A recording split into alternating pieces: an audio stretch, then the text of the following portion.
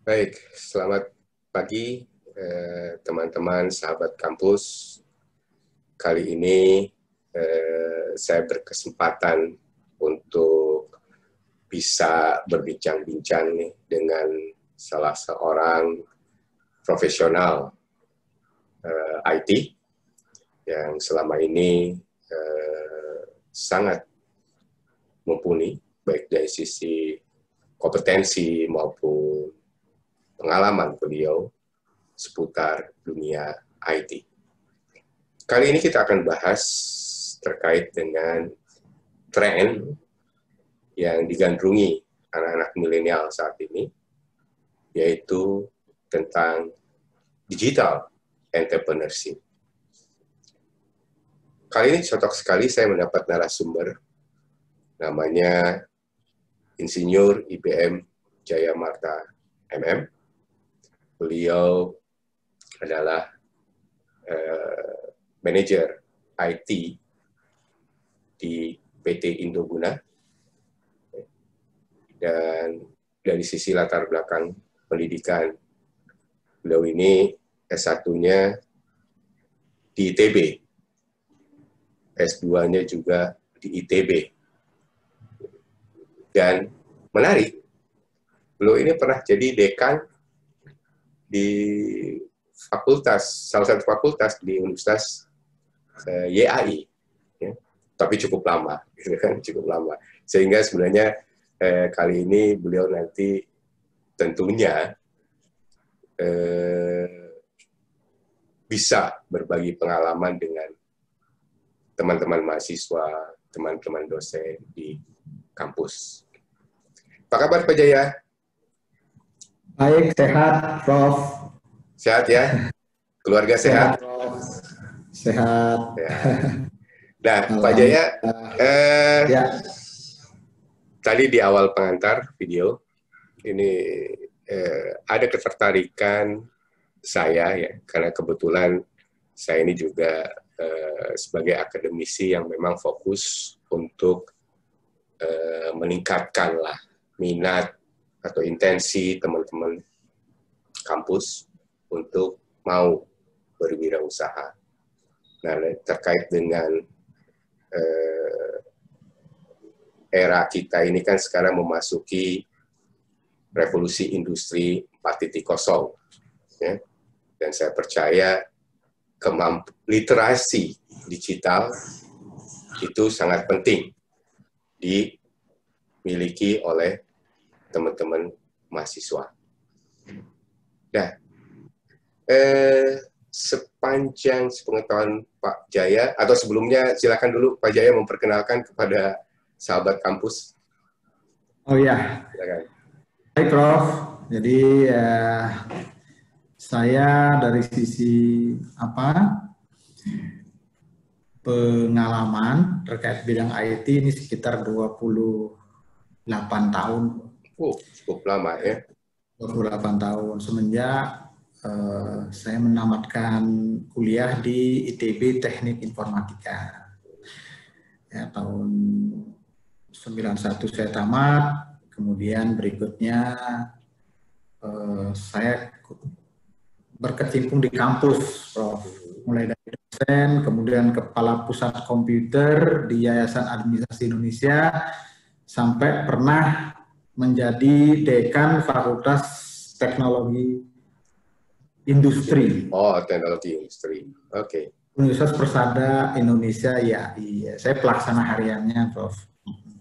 Jadi dunia kampus, saya kira dunia yang saya rindukan juga, Prof. Nah, dari kampus, kemudian saya mencoba ke dunia perbankan. Di Danamon, saya sebagai Technical Project Manager. Lalu setelah di Danamon, saya masuk ke Islamic Development Bank. Terakhir kan waktu itu bareng sama profesor juga untuk ikut dalam proyek pembangunan di UNJ ya, untuk proyek Bank Muan Islam di UNJ. Nah, berikutnya pengalaman saya di government, saya ikut juga di sebagai konsultan di Direktorat Jenderal Pendidikan Islam. Pada saat itu saya membangun sistem Project Management Information System, ya cukup dipergunakan di berbagai direktorat, subdirektorat di sana. Terakhir saya membangun setelah di Dirjen Pendidikan Islam, saya masuk ke dunia industri, membuat sistem penjualan online warung pendidikan yang sampai saat ini beroperasi, ya, menjual buku-buku sekolah secara online. Menarik, menarik. Terakhir, saya masuk di Indoguna Group, ya, salah satu distributor importir, ya, importir daging lah, yang boleh dibilang di Indonesia ya Big Five masuklah Indoguna ini. Di sini saya sebagai manajer IT, jadi kira-kira 28 tahun itu kira-kira seperti itu. Nah, memang pengalaman saya sebagai wirausaha, saya kebanyakan sebagai profesional, Prof. Tapi seperti di Indoguna ini, saya bekerja dengan wirausaha yang sangat handal, gitu ya. Karena kita punya 40 perusahaan terafiliasi, Prof. Yang kita semua kontrol via sistem. Jadi saya bekerja sama dengan wirausaha, tapi saya bukan wirausaha nih, Prof. Kita cuma membantu para wirausahawan untuk mengembangkan daripada bisnisnya melalui teknologi informasi. Itu, Prof. Kira-kira gambarannya seperti itu. Baik, terima kasih Pak Jaya. Pak Jaya, kita langsung ya. Ya. Sebenarnya menurut para profesional IT, bagaimana sih prospek digital bisnis di tanah air ini ke depannya? Bisa Pak Jaya mungkin share dengan kami, teman-teman di kampus? Ya, baik, Prof. Jadi mungkin untuk lebih menggambarkan, izinkan saya untuk menayangkan presentasi ya, Prof ya. Silakan, silakan. Jadi saya akan mencoba pertama untuk bisa bagaimana prospek digital ke depan. Saya coba contoh bagaimana implementasi, ya, teknologi informasi itu di Indoguna. Kemudian baru kita lihat secara makro bagaimana prospeknya ke depan. Jadi kira-kira kita harus punya model sempit dulu di Indoguna ini, kemudian baru kita coba bagaimana prospek ke depannya. Supaya kita tidak melompat terlalu jauh ya, Prof ya. Jadi kita mulai dari apa yang saya bisa lakukan, kemudian kira-kira prediksi ke depan seperti apa. Ya.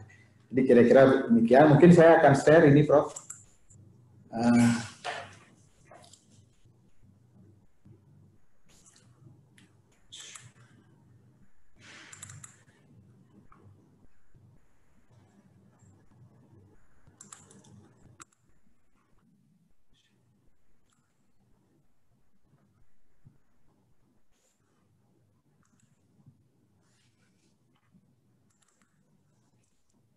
Sudah terlihat, Prof? Sudah terlihat, Pak Jaya, oke. Ya, oke. Oh ya, salah satu yang saya koreksi, saya S2-nya bukan di ITB, Prof, tapi gitu, di Persada Indonesia ya. Oke. Nah, saya mulai dari kita lihat mulai dari bagaimana Indoguna memanfaatkan teknologi digital. Kemudian baru kita coba memprediksi kira-kira ke depan seperti apa nih, Prof. Ya. Nah, dari kita lihat Indoguna sebagai distributor, pola bisnisnya ini adalah pertama, ini kita menggunakan pola food supply chain management. Jadi manajemen rantai pasokan, tapi ini khusus makanan. Karena bicara mengenai rantai pasokan makanan ini polanya agak berbeda dengan supply chain biasa, Prof. Nah, di sana yang perlu diperhatikan di sini dalam Indoguna Food Supply Chain Management ini adalah adanya distribution network. Kita punya cabang atau perusahaan terafiliasi di provinsi-provinsi besar, ibu kota provinsi besar di seluruh Indonesia. Nah, kemudian bagaimana distribution manajemennya, kemudian bagaimana transportation management, karena ini kita bicara makanan, produknya mudah rusak, kita perlu ada pengaturan suhu, ya, pengaturan suhu. Jadi mulai dari gudang sampai dengan ke customer, ini suhunya semua diatur. Nah, ini memerlukan teknologi yang cukup signifikan, berbeda dengan distribusi biasa. Jadi ada 3 hal ini terkait nanti akan komputerisasinya atau teknologi informasinya, digitalisasinya ada di 3 areal ini. Kemudian prinsip-prinsip kerja di Indoguna ini adalah food safety, food quality, dan sustainability. Food safety itu keamanan pangan, kemudian kualitasnya bagaimana sehingga kesinambungan pasokan itu dapat dapat dijaga. Nah, kita menggunakan teknologi informasi karena untuk mendapat daya saing yang kuat, Indoguna ini punya prinsip next day services. Hari ini customer kita pesan, besok sudah kita antar, sehingga kita harus punya teknologi informasi yang handal untuk memproses pesanan. Karena setiap hari ini pesanan bisa sampai 1.500 pesanan setiap hari, Prof. Itu kita harus perlu teknologi yang handal untuk mengelola pesanan. Berikutnya adalah ini supplier kita ini baik dari lokal maupun luar negeri ya.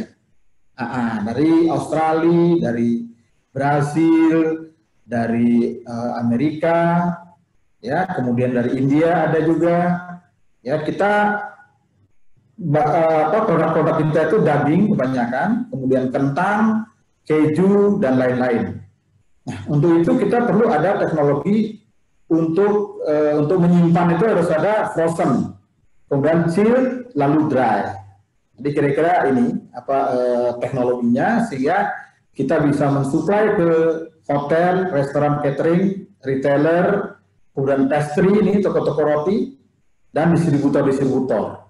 Jadi kira-kira bisnis kita seperti ini. Ya, bicara mengenai wirausaha, ya saya banyak melihat wirausaha di sini, Prof. Tapi untuk mengelola wirausaha ini kita kalau tidak menggunakan teknologi informasi ini agak berat, gitu. Nah, bagaimana? Kenapa beratnya ini? Pertama, kita yakin ya ada 5 hal ini strategi bisnis yang terkait dengan strategi bisnis yang perlu di era digital ini, Pak. Pertama, kalau di Indoguna, mungkin ini juga akan berlaku di perusahaan lain. Keunggulan kompetitif ini diperoleh dengan kita berfokus pada kepuasan pelanggan. Jadi kita benar-benar fokus. Jadi apa kebutuhan pelanggan, misalkan seperti saburi, potongannya seperti apa, ya, slicingnya seperti apa. Kemudian kalau mereka bikin yakiniku, kita potong daging itu sesuai dengan kebutuhan mereka, sehingga mereka tidak perlu ada SDM lagi di sana. Sehingga kita perlu jasa khusus, ya, gitu ya, ke pelanggan. Kita memberikan jasa khusus yang spesifik yang menjadi diferensiasi ya dari Indoguna terhadap pesaing lain. Gitu. Jadi keunggulan kompetitif. Berikutnya adalah omnichannel. Omnichannel ini maksudnya adalah bagaimana menghubungkan dunia offline ke online. Ya. Dulu Indoguna operasionalnya hanya offline gitu. Nah sekarang dengan adanya marketplace, kemudian teknologi online dan sebagainya, maka tugas kami di IT ini adalah bagaimana mencari peluang untuk menghubungkan ya operasional offline ini, dunia offline ini ke online. Ya, yang kedua ini, dan kita sudah masuk ke sana. Yang ketiga adalah big data. Big data. Jadi kita bisa ya kita menggunakan SAP Business One, Prof, untuk mengelola daripada supply chain kita. Kita menggunakan SAP Business One. Nah, dengan SAP Business One, ya, ini di headquarter kita pakai SAP Business One. Di cabang kita menggunakan Odoo, ya, software Odoo gitu. Nah, dari operasional tersebut kita terbentuk big data. Artinya kita bisa memprediksi. Ini kira-kira kalau misalkan dekat Lebaran, ya, tahun lalu seperti apa kebutuhan dagingnya, 2 tahun lalu seperti apa, sehingga kita bisa memprediksi Lebaran yang akan datang seperti apa nanti pemesanan kita. Jadi kita bukan intuisi lagi, tapi diharapkan by data. Seperti itu. Nah, itulah fungsinya daripada teknologi digital itu, Prof. Ya, jadi hampir semua. Jadi untuk melihat misalkan, wah ada pesaing masuk ke customer tertentu, kita bisa lihat pola pembelian customer tersebut. Kalau dia ternyata nggak beli barang kita, misalkan dari 20 barang, ternyata dalam bulan tertentu 5 barang nggak beli lagi sama kita. Nah, kita cari tahu. Nah, itu semua hanya bisa apabila sales kita dilengkapi oleh data. Seperti itu. Ini yang dimaksud big data itu seperti itu, Prof. Kemudian cyber security ini, Bos. Prof. Cyber security ini penting sekali karena apa? Ya, kita semua masuk ke dunia digital dan dunia digital ini terhubung satu dengan yang lain. Ini resikonya tinggi sekali.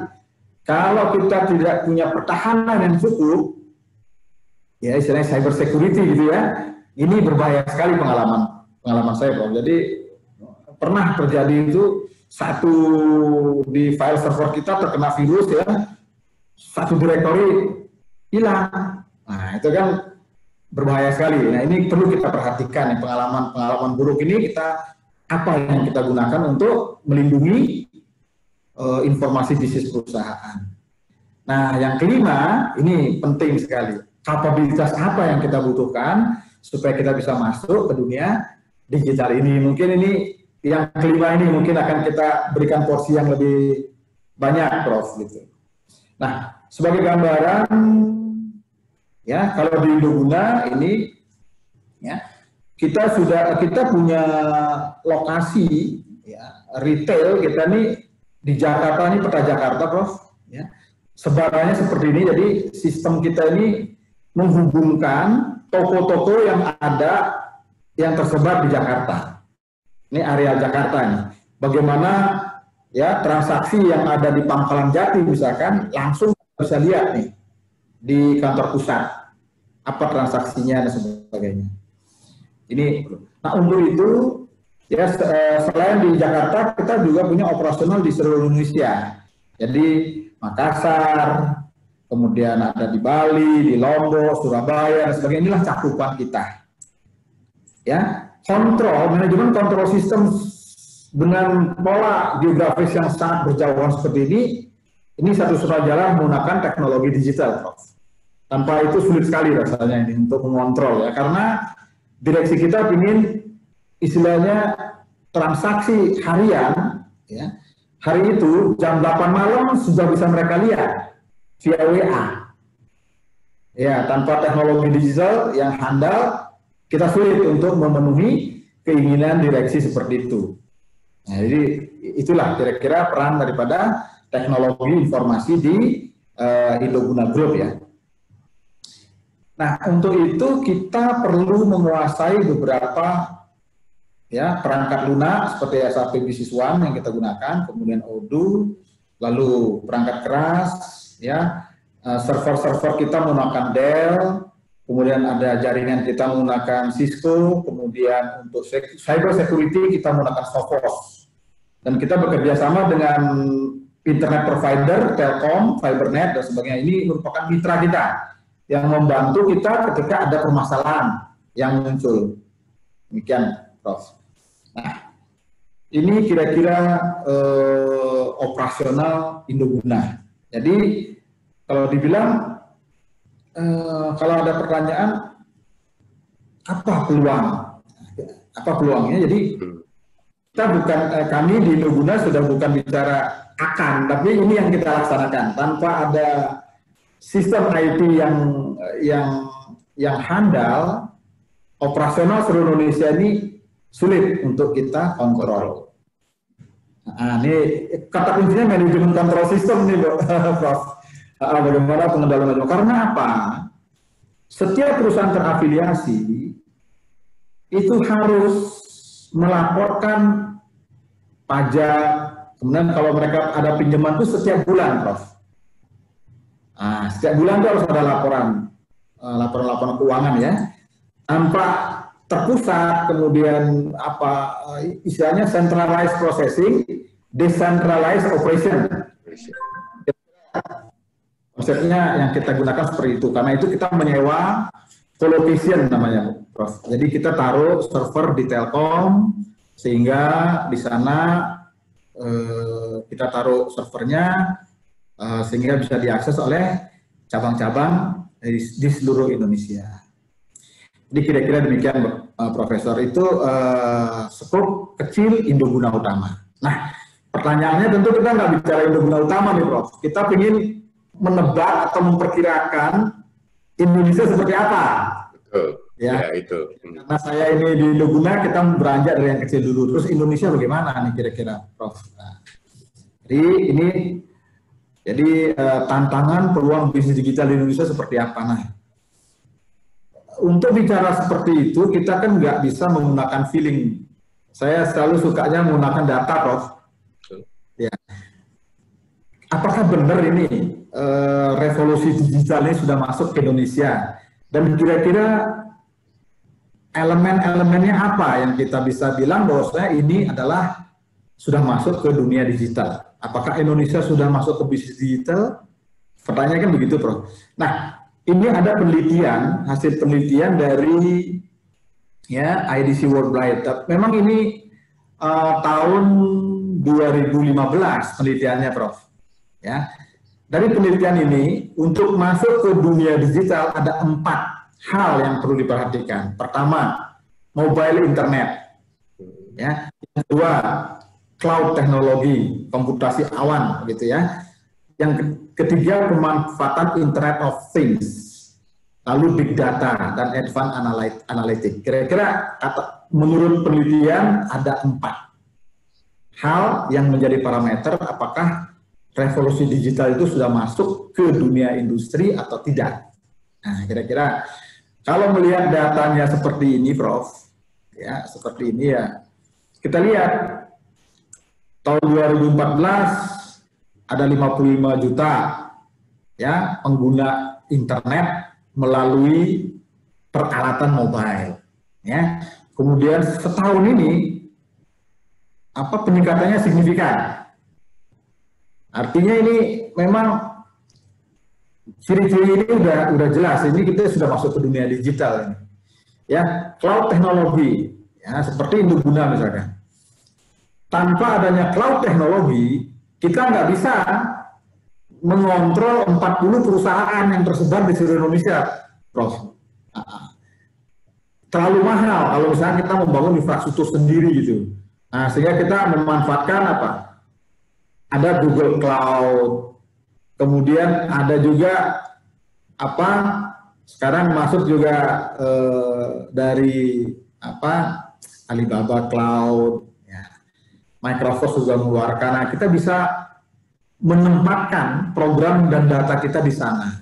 Kita nggak perlu investasi hardware yang cukup besar lagi, tapi kita bisa ya istilah nitip gitu. Ngekos, dikosin datanya di sana. Ngekos. Nah, di cloud teknologi gampang-gampangnya ceritanya begitu, Prof. Berikutnya Internet of Things. Ya, ini Internet of Things ini katanya ini 7 juta ini katanya perubahannya ini. Apa sih Internet of Things? Contohnya kalau di Indoguna ini, Prof, kita bisa mengetrack ini pakai GPS ini. Kita punya armada distribusi ini.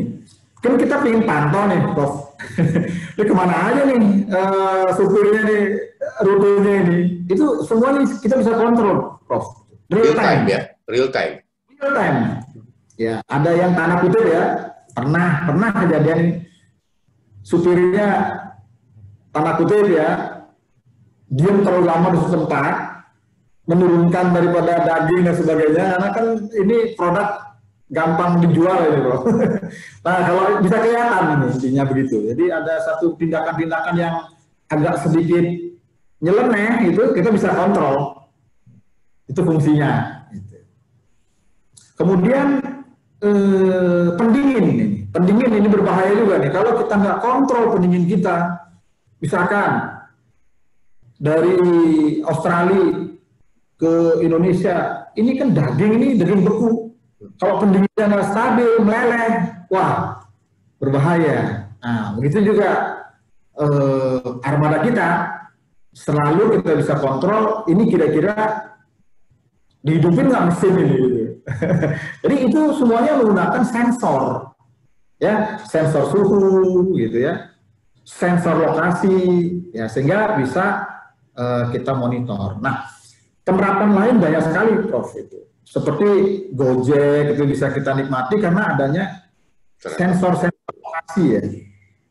Nah, gitu. Banyak sekali nih Internet of Things ininya. Kemudian Big Data dan Advanced Analytics. Nah, ini juga seperti saya contohkan tadi, seperti Indoguna, kalau kita punya data dari tahun 2008 ya di SAP, nah, kita bisa prediksi ya kapan peak season, nah, sehingga kita bisa memprediksi pembelian gitu. Oh dekat-dekat Lebaran, kira-kira polanya begini, daging apa saja yang laku nantinya itu bisa kita lebih akurat gitu, bukan berdasarkan intuisi lagi, tapi berdasarkan data.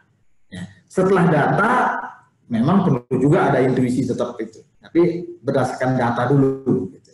Nah kira-kira ini penggunaannya pun luar biasa nih, saya kira big data dan sebagainya ini banyak sekali yang sudah menyediakan fasilitas-fasilitas seperti ini. Apalagi kita bicara Gojek dan lain-lain itu pasti sudah menggunakan teknologi big data. Jadi ada 4 ini Prof. Menurut saya nih, dan menurut penelitian ini, dan ini menurut saya benar, ada 4. Apakah mobile internet sudah marak di satu negara? Apakah penggunaan cloud teknologi sudah? Kemudian apakah Internet of Things sudah? Big data sudah? Kalau ini sudah peningkatannya signifikan, berarti revolusi digital ini sudah nyampe ke Indonesia. Nah, itu kira-kira bahasa daripada statistik ini kira-kira begitu, Prof. Nah, kemudian kita lihat lagi perbandingan Indonesia dengan negara lain. Ya. Jadi harga internet di Indonesia, kalau Prof tadi menekankan apa peluang dan tantangannya. Ya, kita punya peluang, harga internet kita ini murah dibanding 20 negara yang disurvei ini, ya ada surveinya ini. Indonesia termurah kedua, yang paling murah di India. Nah, tetapi ya kualitasnya masih buruk. Kira-kira begitu, Prof. Ya, masuk akal juga kalau Singapura kan negaranya kecil, Prof. Kita ini kan luas sekali ya. Nah, cakupannya ini luas sekali. Nah, sehingga ya pemerintah sudah melakukan upaya-upaya ya membangun palaparing. Jadi satu kabel fiber optik yang menghubungkan hampir seluruh Indonesia ini. Ada 35.000 km katanya. Kemudian cakupan 4G 23% baru ini. Tapi saya yakin ini 2015, 2020 pasti sudah lebih banyak persentasenya ya Prof ya. Kira-kira demikian. Nah ini adalah menurut saya peluang. Nah ini jaringan-jaringannya sudah hampir masuk ke seluruh Indonesia, kita lihat. Ini jaringan yang biru ini palaparing, ya, dan ini keterhubungan dengan internet dunia. Kira-kira begitu. Nah, ini yang menarik dari segi pengguna. Kita lihat, yang namanya bisnis kan kita lihat, kalau kita ngomong bisnis digital tapi pasarnya nggak ada, kan repot. Nah, ini kita lihat pasarnya. Pengguna media sosial termasuk tertinggi di dunia nih, Bos. Di Indonesia nih, katanya Jakarta dianggap ibu kota Twitter dunia. Kira-kira ini. Nah, Tahun 2016 pendapatan e-commerce di Indonesia berjumlah USD 6 miliar dan 78% pengguna internet melakukan pembelian secara online. Nah, ini pasar yang luar biasa besar gitu ya. Ini statistik ini kita lihat nih dibandingkan dengan Amerika, ya. Time spent on internet via mobile device orang Indonesia 3,5 jam per hari, Amerika 1,9. Ini orang Indonesia suka eksis di online, Prof. Nah, ini kan peluang ini kan. Nah, time spent on sosial media, ya kita 2,9, di Amerika 1,7. Pengunjung Facebook, ya. Ini saya kira luar biasa lah peluangnya nih, Prof. Kalau melihat dari statistik ini ya, saya kira statistik ini dari McKinsey ya, Prof. Nih surveinya, saya kira lembaga yang dapat dipercaya lah. Kemudian kita lihat jumlah pengguna internet terlihat meningkat sekali, sangat meningkat. Startup, Gojek, Traveloka, Tokopedia, Bukalapak, Alfachat, dan lain-lain. Walaupun juga ada yang meningkat dan ada juga yang sudah daripada ini ya, ada yang unicorn, apakah ada juga yang popcorn aja nih, Bos? Popcorn ya. kurang ini ya, saya kira kurang berkembang. Luar biasa penanaan startup ini, Prof. Artinya peluang ini ada kan? Peluang ini sangat besar kalau menurut saya. Nah, lalu berikutnya adalah untuk mahasiswa, bagaimana prospeknya? Jadi kalau saya ingat, Prof, creating the future from the future. Waktu tahun 2012 saya membangun warung pendidikan. Pemiliknya ini masih ragu-ragu, emang bisa jual buku laku via internet? itu saya bilang, tapi saya bilang nih, creating the future from the future. Artinya kalau kita ingin unggul di masa depan, menjadi leader di masa depan, maka kita perkirakan masa depan seperti apa gitu, Prof. Nah, saya ngomong nih ke pemilik warung pendidikan, bikin aja warung pendidikan, jual buku sekolah via online. Ternyata apa? Muncul kebijakan pemerintah, buku-buku sekolah itu dijual, atau sekolah boleh membeli buku itu via online. Ya, meledak itu, Prof. Nah, jadi kalau pada saat meledak itu baru kita bikin, Prof, itu kita lambat. Tapi kalau kita bisa perkirakan, kita sudah di sana duluan, nah itu kita sudah mungkin ya istilahnya lebih unggul dari segi waktu. Gitu. Selangkah lebih maju gitu ya. Ya, makanya saya selalu di creating the future from the future. Nah, memang di sana bukan gambling ya, tapi ini kita membayangkan ke depan seperti apa.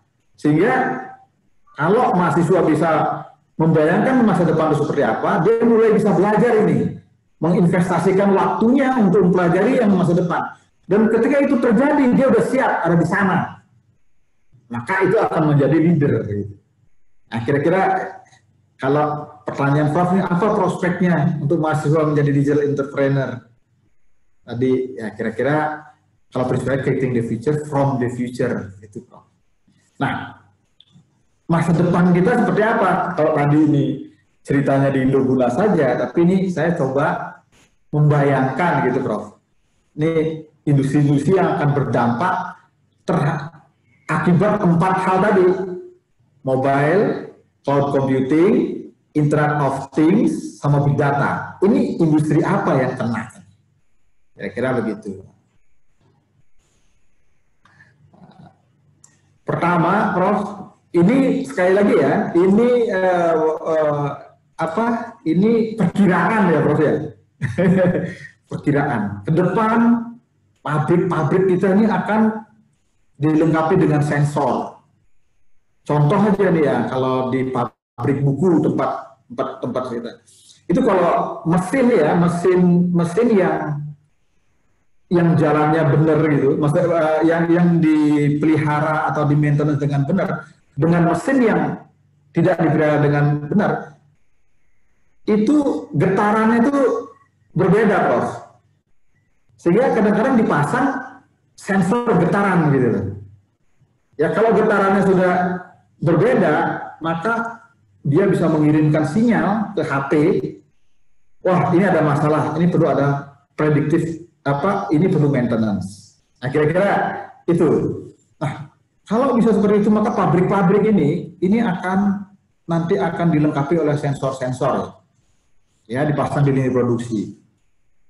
Kemudian sensor itu akan mengirim data, ya, sehingga bisa digunakan untuk meningkatkan efisiensi hasil, kualitas, kondisi alat untuk pemeliharaan.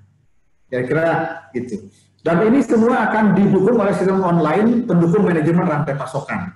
Ya, tentu dia akan didukung oleh sistem online gitu untuk katakanlah pembeliannya, nanti bagaimana bill of materialnya dicatat. Nah, kemudian baru lini produksinya itu menggunakan sensor-sensor. Kemudian pekerjaan berbahaya, berat, atau berulang dilaksanakan secara otomatis. Nah, kira-kira kalau di Indoguna sendiri, sensor-sensor itu ada, contoh aja simple, sensor kalau misalkan pintu terlalu lama dibuka, karena ini kita frozen ya, gudang frozen, kalau terlalu lama dibuka, maka suhu bisa turun. Maka sensor itu akan langsung memberikan sinyal bahaya, gitu, alarm. Sehingga petugasnya langsung nutup pintu tersebut untuk mencegah daripada suhu terlalu lama ininya terbuka terlalu lama. Jadi kira-kira hal-hal seperti ini sensor-sensor akan digunakan nantinya. Nah, kalau teman-teman ya mungkin dari mahasiswa mulai belajar sensor, tidak perlu terlalu ahli, Prof, tapi memahami cara kerjanya aja. Sensor-sensor suhu dan sensor katakanlah sensor lokasi dan sebagainya itu perlu dipahami. Nah, berikutnya ke depan lagi kita banyak perusahaan tambang pasti di Indonesia, Prof. Pasti nih, ya. Ini prospeknya di sini nih, perusahaan tambang menggunakan ya dengan adanya Google Map dan sebagainya, itu kita bisa memonitor lokasi tambang, ya. Kemudian mendeteksi alat-alat berat. Kalau dikasih misalkan sensor, ya sensor lokasi, kita bisa tahu nih pergerakan alat berat seperti apa. Ya, bayangkan saja armada Indoguna bisa kita deteksi ini. Ya, tentunya kalau ditambang dipasang di truk-truk pengangkut pasir atau yang lain-lain. Tentu ini bisa kita kontrol. Ya, kemudian bisa digunakan untuk predictive maintenance. Gitu ya, ya ekskavator, truk, kemudian ini untuk pemeliharaan prediktif. Jadi ini barang ini truk ini sudah layak sudah perlu di maintenance atau tidak. Kemudian pemanfaatan drone ini perlu juga kita perhatikan drone. Ya, ini bisa dia dilengkapi sensor untuk melihat suhu, cuaca, sehingga kegiatan tambang yang mungkin ratusan hektar itu bisa dimonitor begitu ininya kegiatannya. Jadi kira-kira bayangannya seperti itulah. Kita kan tahu ada drone, kita tahu ada sensor, tapi bagaimana memanfaatkan? Harapannya nanti mahasiswa punya ide ya untuk masuk ke dunia wirausaha ini. Mungkin siapa tahu ke depan ada dari UNJ spesialis ya sensor untuk predictive analysis peralatan tambang. Seperti itu kan bagus itu, Prof, kira-kira prospeknya. Kemudian yang lain lagi, Prof, retail juga ini seperti ini. Retail ini akan luar biasa sekali. Jadi di sini ada ya hampir tidak membutuhkan sumber daya karena ya sekarang kan banyak pelayan tokonya nih. Kalau masuk retail masuk ada pelayan tokonya. Bayangan saya nanti akan berkurang. Karena apa? Di sana ada untuk ngecek harga juga bisa kita lihat di sana. Ya, kemudian ada sekarang ini ada augmented reality. Jadi kadang-kadang kita baju ini kita coba pasang di dalam di badan kita ini itu menggunakan software, Prof. Sudah ada itu, ya, untuk kita mencocokkan baju ini pakai software dan sebagainya itu ada. Kemudian promosi berdasarkan lokasi, ya, seperti kalau Prof dekat dengan katakanlah Dunkin Donat, lewat Dunkin Donat, kadang-kadang di HP itu muncul promo Dunkin Donat, betul nggak, Prof? Nah, itu geofencing tuh. Nanti lewat di apa muncul promo ini ya. Nah, seperti itu bisa dibikin itu, Prof. Nah, itu juga prospek itu untuk promosi. Jadi kira-kira ini juga prospek bisnis, saya kira ini. Belum banyak tadi, Bos. Prof, ini belum banyak yang ada, tapi kan ini namanya prediksi. Kalau kita ahli di sana, tiba-tiba besok ini seperti ini kebutuhannya, nah kita jadi leader. Seperti itu, Prof, ininya. Nah, jangan lupa di Indonesia ini pertanian. Ya, ini teknologi, ini bagaimana memakai teknologi di bidang pertanian. Ya, pertanian lama nih ditinggalkan lah gitu. Saya kira lama-lama nih. Ya. Apa ada traktor sekarang mengantar barang saja katanya bisa pakai drone. Ya dong, mengantar barang. Besok traktor itu bisa bekerja secara otonom juga. Ya, mobil sekarang mobil otonom ada. Traktor otonom kemungkinan ada. Besok itu. Jadi traktor itu udah bekerja sendiri, nggak perlu ada apa ya, maksudnya bukan menghilangkan manusia ya, tapi mungkin lebih presisi demikian. Tetap aja ada petaninya, kita namanya negara ini kan perlu ada apa namanya penggunaan sumber daya manusia, kita perlu ada padat karya, tapi dengan teknologi ini mungkin lebih efektif. Gitu. Penyiraman pemupukan otomatis berdasarkan sensor suhu itu bisa juga. Ya, kalau terlalu panas nanti ya suhunya mengirimkan sinyal ke pusat, kemudian pusat komputer mengirimkan sinyal untuk meng-on-kan penyiraman secara otomatis, itu, Prof, kira-kira. Kemudian untuk apa namanya, kalau sekarang ini ternak-ternak itu dikasih geotag gitu, ada tagnya, ada sensor lokasinya, Prof. Nah, jadi kalau sapi itu biarin itu nanti ketahuan ini dia melenceng kemana nih sapinya ini gitu. Kita bisa monitor itu. Di samping juga memonitor daripada suhu tubuhnya, suhu tubuh dan lain-lain. Ini yang saya maksud geotag. Nah, ini kan juga merupakan prospek kalau ini dipikirkan sejak awal. Ini belum ada nih, Prof. Sedikit sekali masih ini. Ini masih prediksi aja. Gitu, dengan kira-kira ke depan akan seperti ini. Jadi kira-kira itu, Prof, prospeknya. Mungkin ada yang perlu ditambahkan. Ini, Prof, saya kan ini saya dari industri. Kalau dari akademik, saya dulu memang pernah dosen, Prof, tapi udah lama. Gimana kira-kira dari Profesor ada komentar atau apa masukan buat kita di praktisi ini? Baik, terima kasih Pak Jaya. Menarik sekali ya.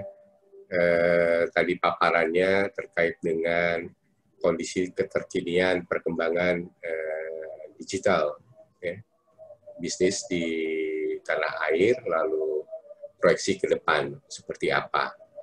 Nah, tentu dari apa yang tadi disampaikan oleh Pak Jaya, banyak sekali informasi-informasi yang sebetulnya teman-teman di Fakultas Ekonomi ini nggak paham lah gitu kira-kira ya. Artinya bukan berarti tingkat digital literasinya tidak ada, tetapi kebanyakan saya lihat teman-teman mahasiswa itu memanfaatkan teknologi informasi itu hanya khusus untuk kepentingan hanya sekedar kegiatan bersosial saja gitu kan, tidak terbetik di pikiran mereka bagaimana memanfaatkan peluang perkembangan digital informasi ini ini menjadi sesuatu yang bisa memiliki nilai tambah, terutama ketika dia ingin menjadi seorang entrepreneur.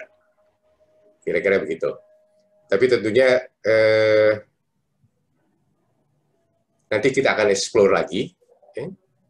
Explore lagi, jangan dihabiskan untuk video ini. Gitu kan. Kita akan buat part berikutnya, supaya teman-teman mahasiswa juga bisa, oh iya ternyata kalau saya mau jadi digital entrepreneur, saya harus seperti apa. Begitu Pak Jaya. Jadi terima kasih sekali nih Pak Jaya. Mungkin screen-nya di stop dulu. Silakan.